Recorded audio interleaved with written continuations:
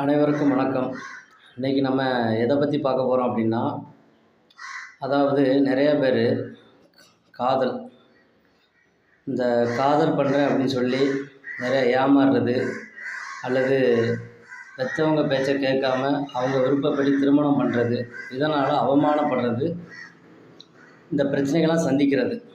அதாவது இதை நீங்கள் உங்கள் ஜாதகத்தில் பார்த்தீங்க அப்படின்னா, இதில் நம்ம ரொம்ப கவனமாக இருக்கணும். இது யாருக்காக இந்த பதிவு அப்படின்னா, நீங்கள் குழந்தைய பெற்றவங்களுக்கான பதிவு தான் இந்த பதிவு.